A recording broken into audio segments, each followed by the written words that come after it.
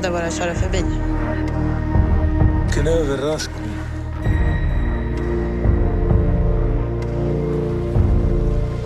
När jag var liten trodde jag att jag var något speciell. Sen blev jag vuxen och fattade att jag är bara människa. Du är konstig människa med kromosomfel.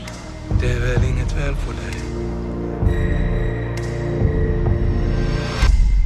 Det är mycket du inte känner till.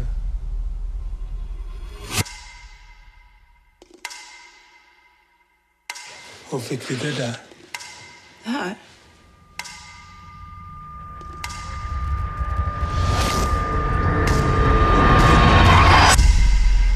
Vem är jag?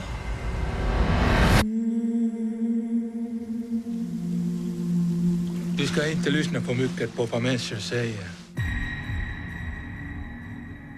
I hela mitt liv så ingenting.